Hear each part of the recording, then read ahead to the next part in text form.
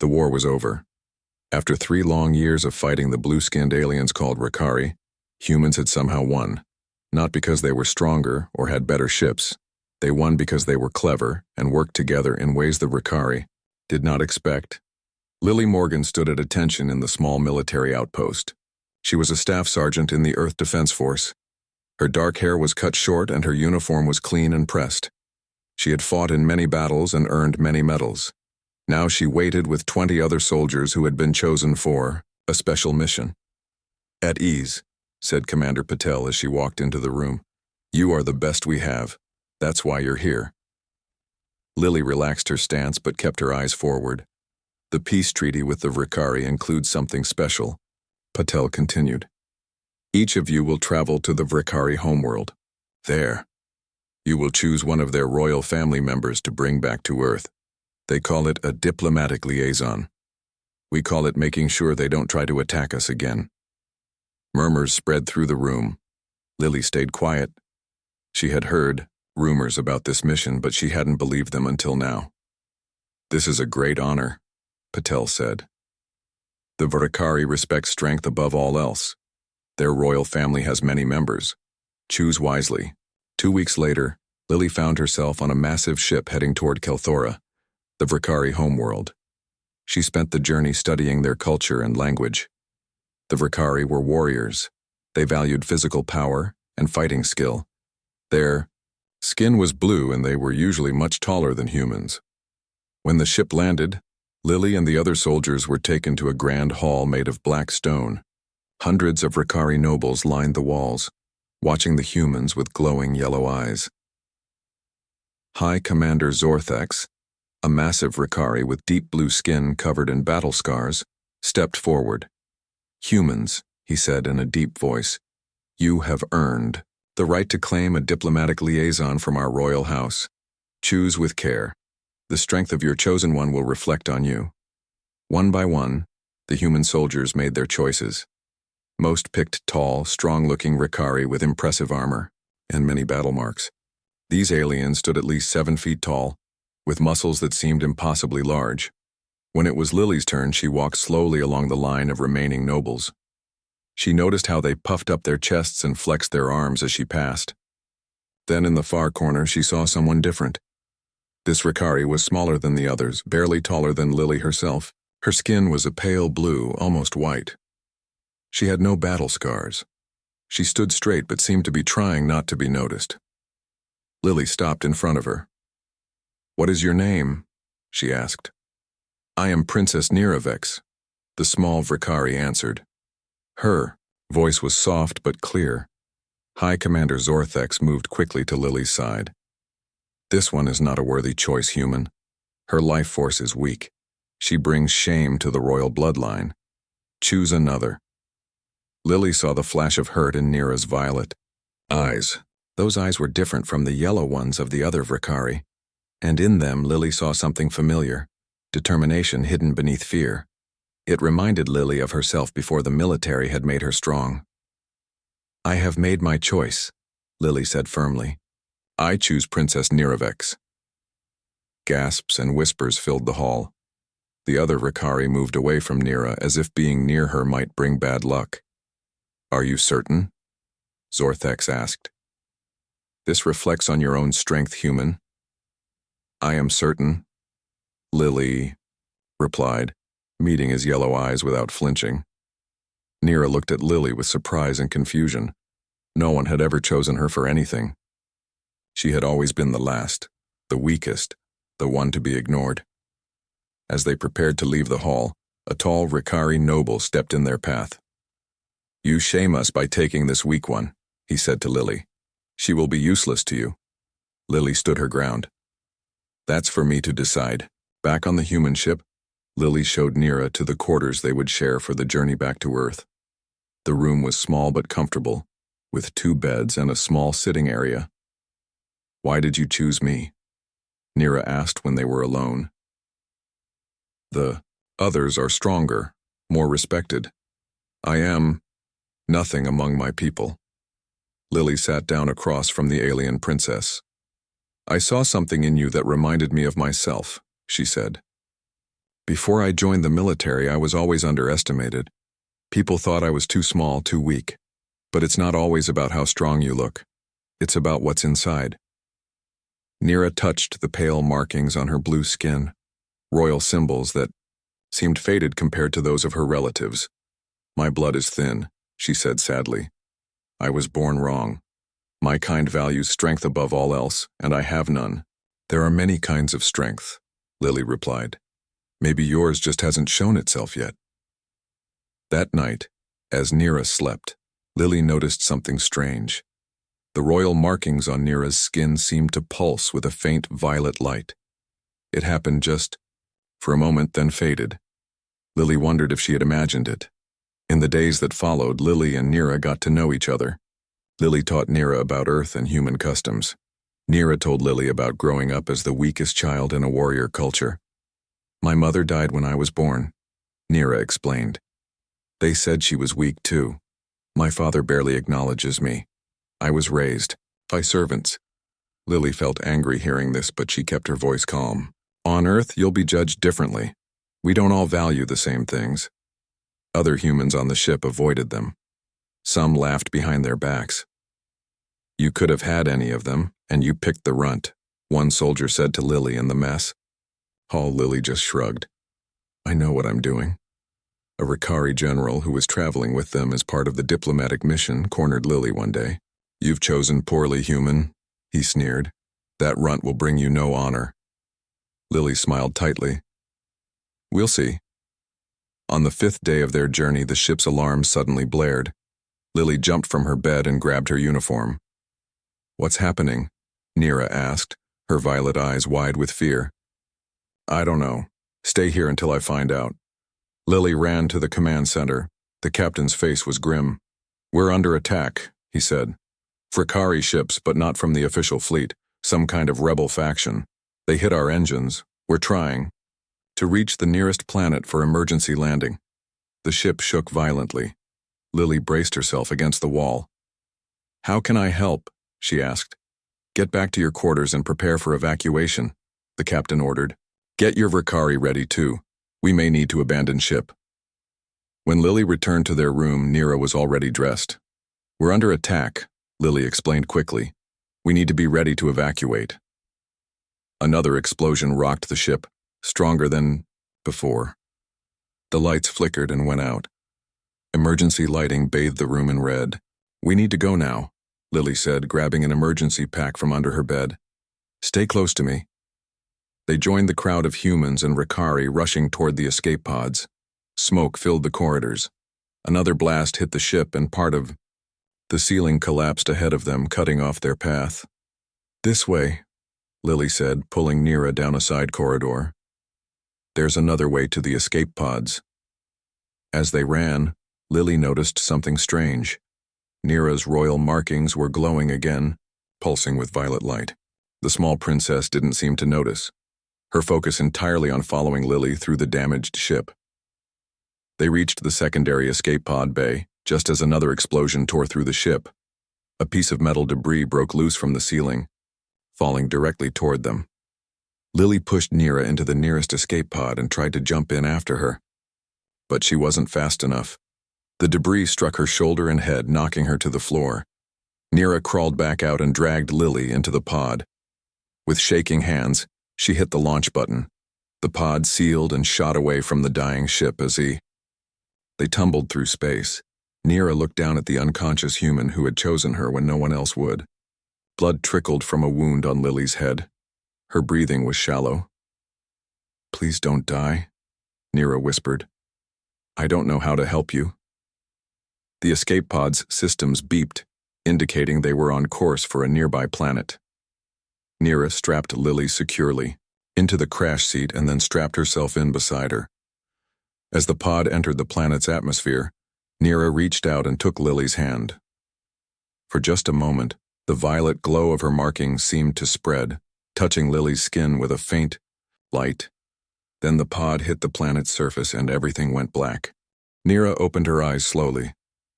Her head hurt. The escape pod was dark except for a few blinking red lights. She tried to move and felt pain shoot through her arm. Outside the small window, she could see trees with strange purple leaves. They had crashed in some kind of forest. Lily was still unconscious beside her. The human's face was pale and dried blood crusted her temple. Nira touched Lily's neck, feeling for a pulse the way she had seen humans do. It was there, but weak. I need to find help, Nira said to herself. She tried the pod's communication system, but it was dead. The emergency beacon was blinking, but Nira had no way to know if anyone would receive its signal. The pod door was jammed. Nira pushed against it with all her strength, but it barely moved. She was too weak. Tears of frustration filled her eyes. Useless, she muttered, using the word her father had called her so many times. Then she looked at Lily again. This human had believed in her when no one else did. Nira couldn't fail her now. Taking a deep breath, Nira pushed again, putting all her weight against the door. Slowly it began to move. With one final effort, she forced it open enough to squeeze through. Outside, the air was warm and smelled sweet. The planet's sun was setting, casting red light through the purple trees. Nira climbed carefully out of the pod and looked around. They had crashed in a small clearing. Dense jungle surrounded them on all sides. She checked Lily again. The human's breathing was becoming more labored. She needed medical help soon. Nira searched the pod for supplies. She found a small medical kit, but she didn't know how to use most of the items inside. She found a water purifier, some emergency rations, and a small knife. She put these things in a bag and slung it over her shoulder. I'll find help, she promised the unconscious human. I won't let you die. Nira had never been alone in the wilderness before. On her home world, she had rarely been allowed outside the palace. Everyone had always feared she was too weak to survive even a simple hunt. But now Lily's life depended on her. Nira picked a direction and started walking, marking trees with the knife so she could find her way back.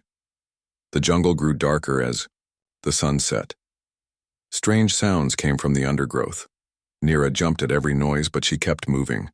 She had to find help or medicine for Lily. After walking for what felt like hours, Nira came to a small stream. She filled the water container and used the purifier. As she knelt by the water, she noticed her reflection. The royal markings on her pale blue skin were glowing softly with violet light. That had never happened before. Nira touched the markings in wonder. According to old stories, the royal markings were more than decoration. They were supposed to connect the Ricari to ancient powers, but Nira's had always been dull and faded, another sign of her weakness. A sound behind her made Nira spin around. A creature with 6 legs and glowing eyes watched her from the bushes. It was the size of a large dog, with sharp teeth visible in its open mouth. Nira froze in fear. She had no weapons except the small knife. The creature growled and took a step toward her. Without thinking, Nira raised her hands to protect herself. To her shock, violet energy shot from her fingertips, hitting the creature. It yelped and ran away into the darkness. Nira stared at her hands. What had just happened? Had she done that? Too confused to think about it now, she filled the water container and headed back toward the escape pod, following her marks on the trees. When she reached the pod, Lily's condition had worsened. Her skin was hot with fever, and her breathing was shallow. I don't know what to do, Nira whispered, tears running down her face. I don't know how to help you. She placed her hand on Lily's forehead, wishing she could take away the fever. To her surprise, her hand began to glow with the same violet energy she had used against the creature. The light spread from her hand to Lily's skin. Nira gasped and tried to pull away, but something held her there. The energy flowed between them, creating a connection. Nira could feel Lily's pain, her fever, her struggle to survive. Then Nira felt something else, a pulling sensation, as if Lily was drawing energy from her. The glow of her markings grew brighter, then began to fade as the light moved into Lily's body. Nira felt herself growing weaker, her vision blurred, but she didn't try to break the connection. If giving her energy could save Lily, she would give it all. Just when Nira thought she might faint, the connection broke. She fell back, exhausted. Looking down at her arms, she saw that her royal markings had almost disappeared, leaving only faint outlines on her pale blue skin. But Lily's breathing had steadied. The human's face looked less pained, and her fever seemed to have dropped. Nira curled up on the floor of the escape pod, too tired to move. Whatever she had done had helped Lily, but it had drained her completely. She closed her eyes and fell into a deep sleep. Dreams came to Nira as she slept, strange visions of ancient Rakari with glowing markings like hers, using powers long forgotten. In the dreams, these ancestors spoke to her, telling her of abilities that had been bred out, of most Rakari over generations as they focused on physical strength instead. "You carry the old blood," a voice whispered in her mind, "the strongest of all." When Nira woke, sunlight was streaming through the pod window. She sat up, feeling different somehow. Her body didn't ache anymore. She felt stronger. Nira, Lily, was awake, looking at her with confusion. The human's wound had healed to a thin red line much faster than it should have. "What happened?" Lily asked, sitting up slowly. "The last thing I remember is the ship being attacked. We crashed," Nira explained. "You were hurt badly. I think I helped heal you somehow." Lily stared at her. "Your markings," she said. "They're different." Nira looked down at her arms. To her shock, the royal markings were back, but they were no longer faint. They were bold and clear, a deep violet against her blue skin. And something else had changed too. Nira stood up and realized she felt taller. Her clothes seemed tighter across her shoulders and chest, as if her body had grown overnight. "Something's happening to me," Nira said, her voice trembling. "I don't understand it." Lily got to her feet, wobbling slightly. "Let's figure it out together," she said. "But first, we need to find out where we are and if anyone is looking for us." They checked the pod systems again. The beacon was still working, but all communication was dead. The pod's computer told them they were on Senari, an uncharted jungle planet in disputed territory. No settlements were recorded. "We're on our own for now," Lily said. "We need to make a camp, find food and water, and wait for rescue." Over the next few days, they worked together to build a shelter near the pod. Lily taught Nira basic survival skills: how to make fire, how to find edible plants, how to set simple traps for small animals. Nira found that her body was changing more each day. She grew taller and stronger. Her senses sharpened, and most strangely, she discovered she could do things that no Rakari she knew could do. She could move small objects without touching them. She could sense living things around her, even when she couldn't see them. And when she touched Lily, she could feel the human's emotions and physical state. "I think when I healed you, something happened between us," Nira told Lily one night as they sat by their fire. "I think I gave you some of my energy, but I also got something from you. Something that woke up abilities that were sleeping inside me." Lily nodded slowly. "I feel different too," she admitted. "Stronger, and sometimes I can almost feel what you're feeling." She rolled up her sleeve, revealing faint violet marks on her skin, marks that looked like Nira's royal patterns. "We're connected now," Lily said. A week after the crash, Nira was gathering fruit from a tree near their camp when she sensed something approaching. Multiple somethings. She dropped to the ground and ran back to camp. "Someone's coming," she told Lily. 6, no, 7 beings. That way." She pointed north. Lily grabbed the makeshift spear she had crafted. "Friendly or not?" Nira closed her eyes, focusing on her new senses. "Not friendly," she said after a moment. "They feel angry, determined. They're looking for something. Or someone," Lily said grimly. "Hide in the pod. I'll try to lead them away." "No," Nira said, her voice stronger than it had ever been. "We face them together." Lily looked at her with surprise, then smiled. "Together," she agreed. They positioned themselves behind trees near the camp.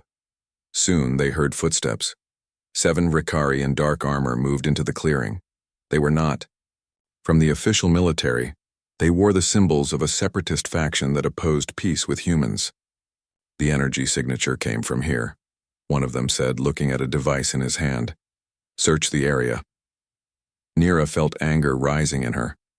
These were the ones who had attacked their ship, who had nearly killed Lily. Without thinking, she stepped out from behind her tree. Looking for me? She asked. The Ricari soldiers spun around, weapons raised. Their leader stared at Nira in shock. Princess Niravex? He said, disbelief in his voice. That's impossible. Our reports said you were weak. Frail.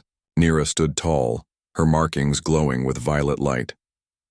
Reports can be wrong, she said. The soldiers raised their weapons, but before they could fire, Nira felt power surging through her. She lifted her hands, and a wave of violet energy knocked the soldiers back. Lily jumped out from her hiding place, spear ready. Together they faced the stunned Ricari soldiers. The Ricari soldiers backed away slowly. Their leader kept his weapon pointed at Nira, but his hands were shaking. This changes nothing, he growled. The separatists will not accept peace with humans. We will return with more forces. Why attack? Now? Lily asked, keeping her spear ready. The war is over. The peace treaty was signed. Peace is weakness, the leader spat. True Ricari do not surrender. Nira stepped forward, her markings glowing brighter.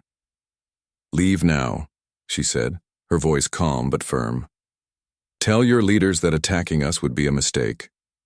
The soldiers retreated, into the jungle. When they were gone, Nira's legs gave out. She sank to the ground, suddenly exhausted. Lily rushed to her side. Are you okay? Nira nodded weakly. Using these abilities drains me. I'm still learning how they work. You were amazing, Lily said, helping her up. But they'll be back, and with more soldiers next time. We need to prepare. Over the next few weeks, they worked to make their camp more secure. Lily used her military training to set traps and create defensive positions. Nira practiced with her new abilities, learning to control them better. Each day, Nira grew stronger. Her body continued to change, becoming taller and more muscular. She was now taller than Lily, her once frail frame radiating power. Her royal markings remained vivid and would glow when she used her abilities. Lily changed too. The faint violet marks on her skin became more visible. She was stronger and faster than before, and sometimes she could sense things before they happened. It's like I have a part of you inside me, Lily explained one evening as they ate dinner by their fire. Sometimes I know what you're feeling without you saying anything. Nira nodded. I feel it too. When I healed you, something happened between us. We're connected now. But it's more than that, Lily said. You're changing in ways I don't understand. You're not just stronger. You have abilities no other Ricari has shown. Nira looked into the fire, thinking.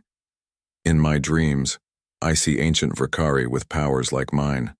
I think my people once had these abilities, but lost them over time.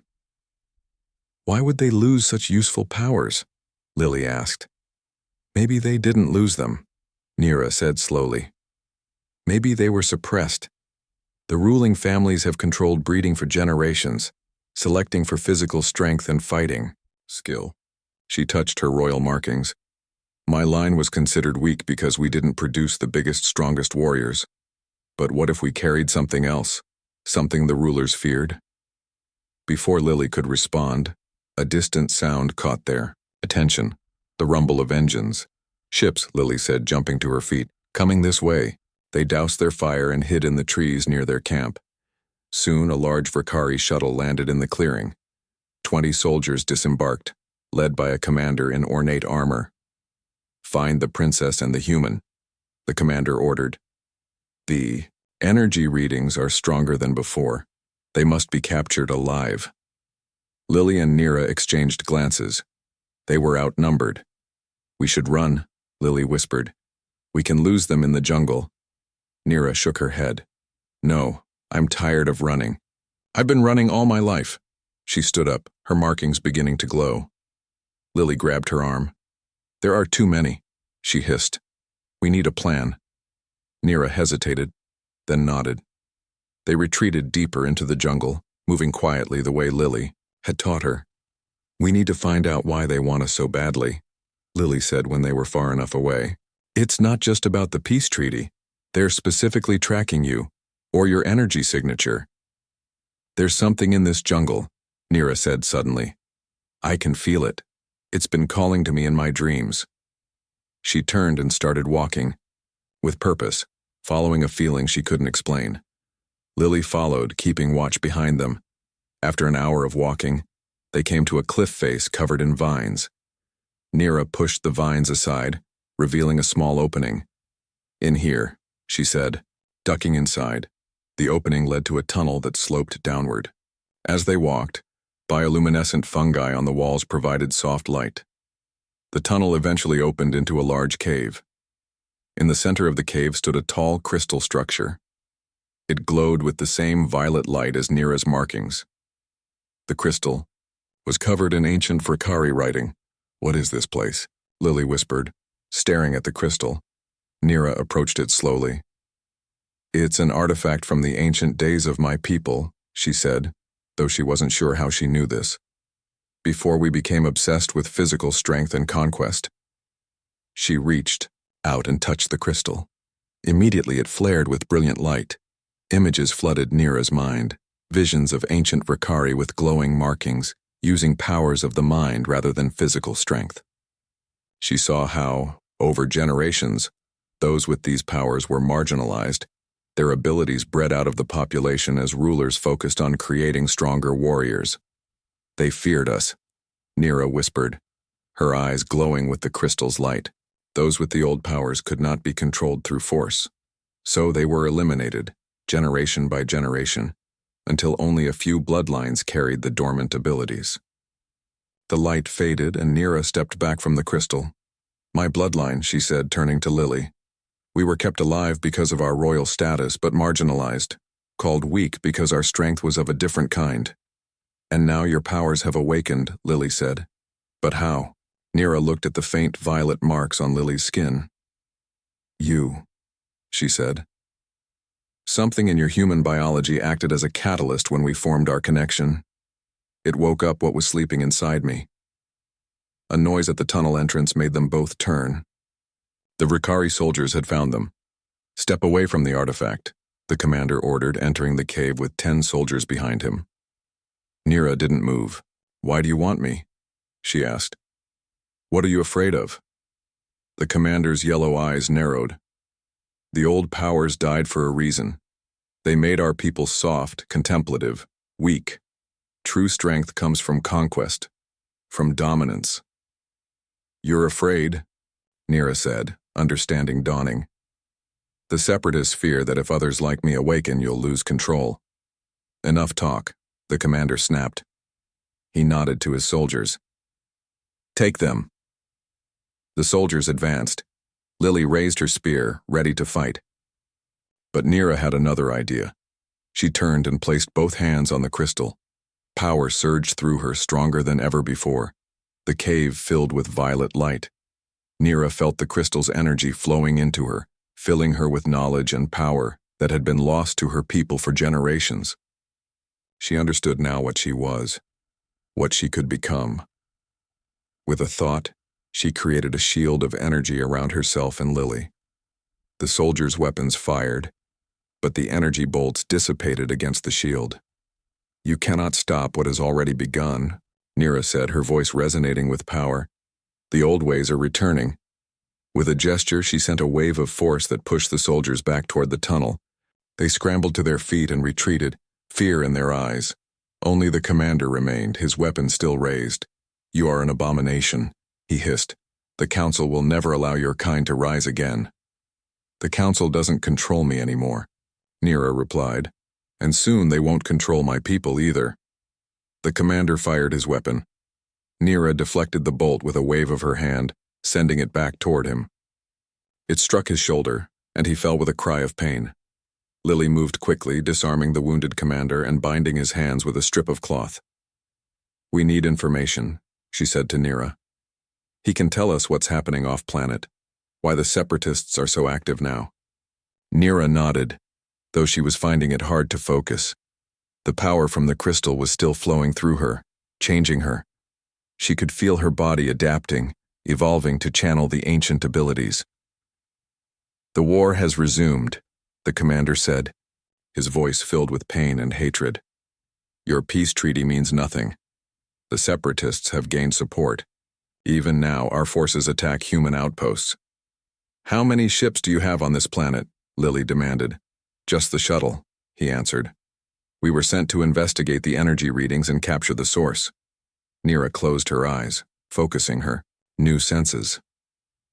"He's telling the truth," she said. "But there are more ships in orbit." The commander looked at her with fear. "What are you?" Nira met his gaze steadily. "I am what the Ricari used to be," she said. "Before fear and the lust for conquest changed us." A tremor ran through the cave. The crystal was pulsing faster now, its light growing brighter. "We need to leave," Lily said urgently. "Something's happening." They dragged the commander with them as they retreated through the tunnel. Behind them, the crystal's light grew to blinding intensity. When they reached the jungle outside, they saw the Ricari shuttle taking off. The soldiers had fled, leaving their commander behind. "Cowards!" the commander spat. A beam of violet light shot from the cave entrance into the sky. The ground shook beneath their feet. "What did you do?" Lily asked Nira. "I didn't do anything," Nira replied, watching the light with wonder. "The artifact is activating on its own. I think there are more of them, spread across the planet. They're connecting somehow." The commander struggled against his bonds. "You've doomed us all," he said. "If the old powers return in force, everything we've built will be destroyed." "Or maybe it will be transformed," Nira said quietly. That night, as the commander slept, bound to a tree near their camp, Lily and Nira talked in low voices. 6 months passed on the jungle planet of Sanari. Lily and Nira had transformed their escape pod and the surrounding area into a well-defended camp. They had built walls from fallen trees, set traps around the perimeter, and created comfortable, living spaces. The captured commander, who they learned was named Dravkor, eventually stopped trying to escape. He watched Nira with a mixture of fear and fascination as her powers grew stronger each day. "You should have killed me," he told her one morning as she brought him food. "That's not who I am," Nira replied. Her voice was deeper now, more confident. She stood nearly 7 feet tall, her once frail body now powerful and athletic. Her pale blue skin had darkened to a rich azure, and her royal markings glowed constantly with violet light. "It's not who any of us were meant to be," she added, before the warrior caste took control. Dravkor looked away. "You speak of ancient history. Those days are gone." "They don't have to be," Nira said. Since activating the crystal artifact, Nira had discovered more such structures hidden throughout the jungle. Each one she touched gave her new knowledge about her people's past. She learned that the Ricari had once been a peaceful species with powerful mental abilities. The shift toward physical dominance had come later, led by a faction that believed conquest was the only path to survival. Over generations, those with mental abilities were systematically bred out of the population, until only a few bloodlines like Nira's carried the dormant genes. Lily had changed too. The violet markings on her skin had spread, forming patterns similar to Nira's royal symbols. She was stronger and faster than any human should be, and she had developed a limited ability to sense emotions and intentions. "It's the connection we formed when you healed me," Lily explained to Dravkor, who was baffled by her transformation. "Something in my human biology reacted with Nira's dormant abilities, activating them. And now they're affecting me too." "Abomination," Dravkor muttered, but with less conviction than before. One morning, Nira woke with a start. She sensed something, in orbit around the planet, something large. "Ships," she told Lily. "Many of them. Some Ricari, some human." They went to the highest point near their camp, a rocky outcrop that gave them a view of the sky. Through breaks in the clouds, they could see the flashes of weapons fire. "The war has reached Scenari," Lily said grimly. They returned to camp and questioned Dravkor. "Why would both sides send so many ships here?" Lily demanded. "This planet has no strategic value." Dravkor laughed bitterly. "No strategic value. This planet is covered with ancient artifacts that could change the balance of power completely. Both sides want to control them." Nira frowned. "How do they know about the artifacts?" "Your energy signature," Dravkor explained. "When you activated the first crystal, it sent a pulse that was detected by both Ricari and human sensors. Since then, scientists have been studying this planet from orbit. They've identified dozens of artifact sites." Lily and Nira exchanged worried glances. "If either side gets control of these artifacts," Lily said, "they could use them as weapons." "That's not what they're for," Nira said, her voice rising with anger. "They're meant to awaken abilities to restore what was lost, not to destroy." That night, they saw dropships entering the atmosphere, both human and Ricari vessels landing in different parts of the jungle. "They'll be searching for the artifacts," Nira said. "We need to stop them." "How?" Lily asked. "There are two of us and probably hundreds of them." Nira was silent for a moment, her markings pulsing with light as she thought. "There's a central node," she finally said. "I've seen it in my visions from the artifacts. It's somewhere deep in the jungle, in the mountains to the north. If I can reach it and activate it, I might be able to connect all the artifacts at once." "And what would that do?" Lily asked. "I'm not entirely sure," Nira admitted. "But I think it might broadcast the awakening effect to all Ricari within range." Dravkor, who had been listening, looked alarmed. "You can't be serious," he said. "You would change our entire species without their consent." "Your leaders did exactly that," Nira replied sharply. "They bred out abilities for generations, pushing us toward nothing but physical strength and aggression. I would just be restoring the balance." They spent the night preparing for a journey.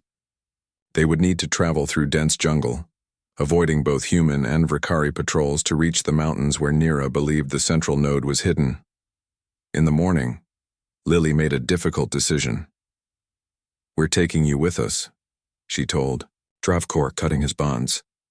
"We can't leave you here, and we might need your help." "Why would I help you?" he asked. "Because deep down you know something is wrong with our society," Nira said. "You've seen what I can do, what I've become. Don't you wonder what you might be capable of if your own dormant abilities were awakened?" Dravkor said nothing, but he didn't try to run when they set off into the jungle. For 3 days they traveled north, moving carefully to avoid detection. Several times, they had to hide as patrols passed nearby. Once, they witnessed a skirmish between human and Ricari forces, both sides fighting over a small artifact site. "This will only get worse," Nira said as they watched the battle from a hidden position. "Both sides think they can use the artifacts as weapons." On the 4th day, they reached the foothills of the mountains.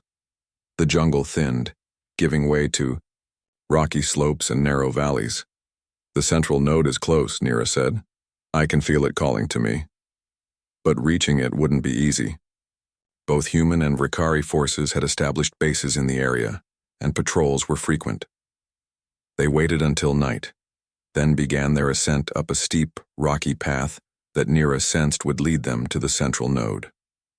The moons of Scenari provided enough light to see by, but also made them vulnerable to being spotted. Halfway up the mountain, they were discovered. A human patrol saw them climbing and opened fire. "Run!" Lily shouted, pushing Nira ahead of her. "I'll hold them off." Nira hesitated, not wanting to leave Lily behind. "Go," Lily insisted. "This is bigger than just us now. Find the central node." Reluctantly, Nira continued climbing, with Dravkor surprisingly keeping pace beside her. Behind them, they heard Lily engaging the human patrol, using her enhanced abilities to fight multiple opponents. "Why are you still with me?" Nira asked Dravkor as they climbed. "I want to see what happens," he replied simply. They reached a plateau near the summit. In the center stood a massive crystal structure, similar to the smaller artifacts, but many times larger. It pulsed with violet light as if waiting for them. The central node, Nira breathed. But they weren't alone. A Vrikari science team had reached the plateau from the other side of the mountain. They were setting up equipment around the crystal, preparing to study it, or perhaps weaponize it. "Stop," Nira called out, her voice carrying across the plateau. The Vrikari scientists turned, startled. Their guards raised weapons. "Princess Nira Vex?" one of the scientists said in disbelief, recognizing her despite her transformation. "Step away from the crystal," Nira commanded. "You don't understand what you're dealing with." "We understand perfectly," the lead scientist replied. "These artifacts contain tremendous power that will ensure Rikari dominance for generations to come."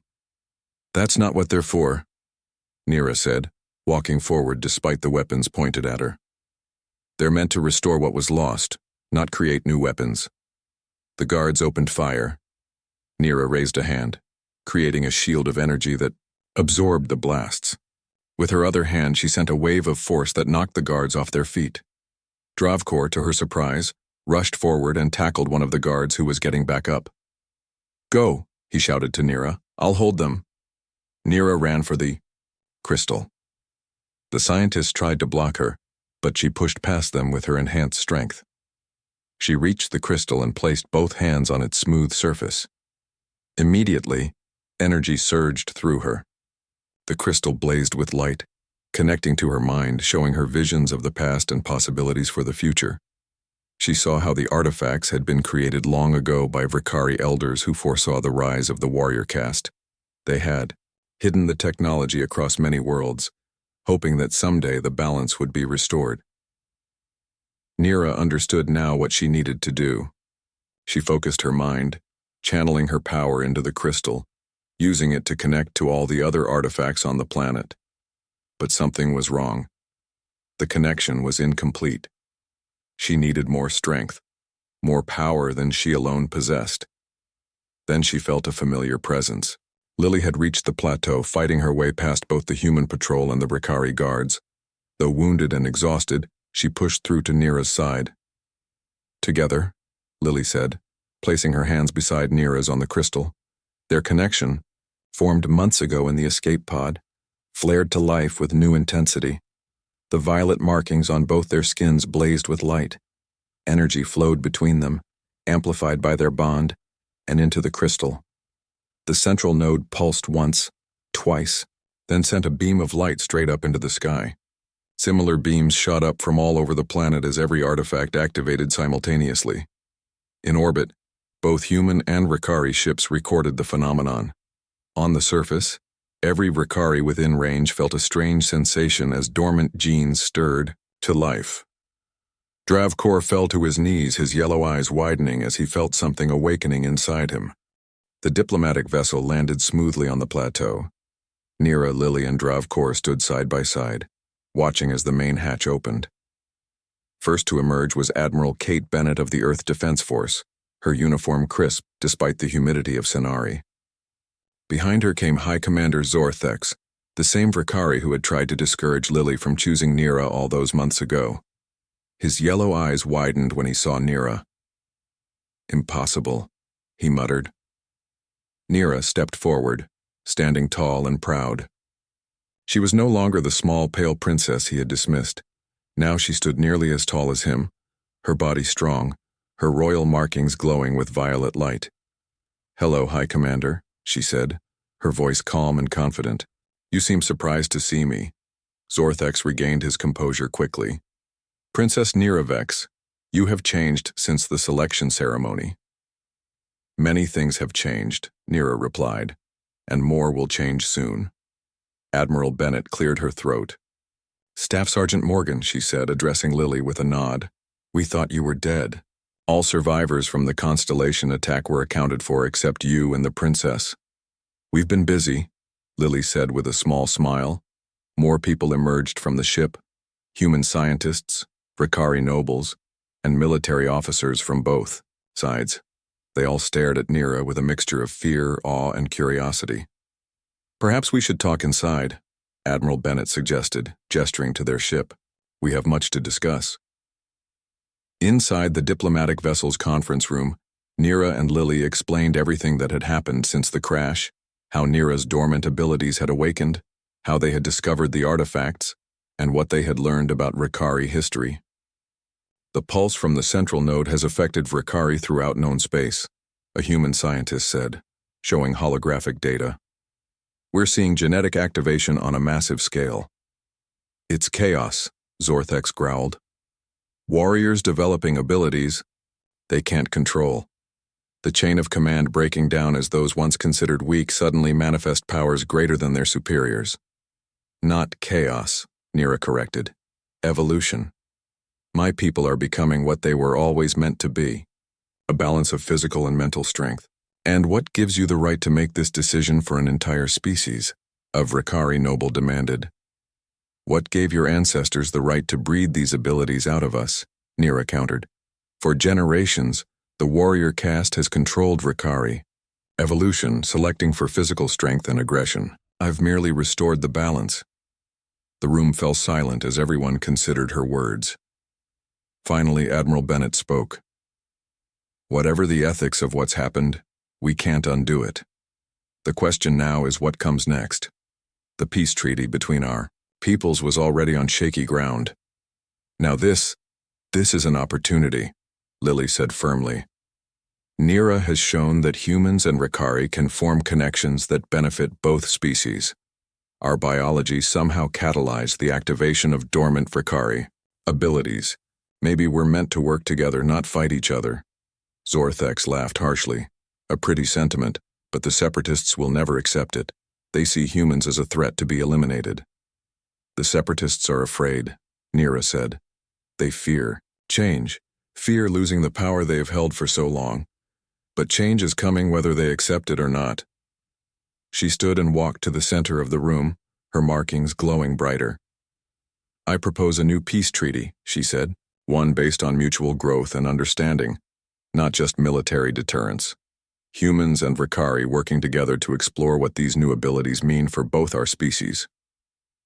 The Council will never agree, Zorthex said. Then the Council will be left behind, Nira replied. Already ordinary Ricari are discovering abilities they never knew they had. The old power structure is crumbling. You can either help guide my people through this transition, or you can fight a losing battle against evolution itself. The discussions continued for hours, sometimes heated, sometimes thoughtful. Through it all, Nira remained calm and focused, her presence commanding respect even from those who disagreed with her. Dravkor, who had been silent until now, finally spoke up. I was sent to capture Princess Niravex, he said. I believed, as I had been taught, that she was weak, that her bloodline was flawed. I was wrong.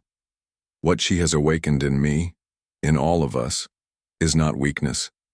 It is strength of a different kind. His admission seemed to sway some of the undecided Ricari in the room. As the meeting concluded, Admiral Bennett approached Lily privately. Your connection with the princess, she said quietly. Our scientists would like to study it. It could be the key to helping humans and Ricari form more such bonds. Lily looked at Nira, who was deep in conversation with several Ricari nobles. We're not lab specimens, she said firmly, but we'll share what we've learned if it helps build peace. 3 days later, Nira stood before the combined councils of Earth and Ricari, addressing them via holographic transmission from Senari.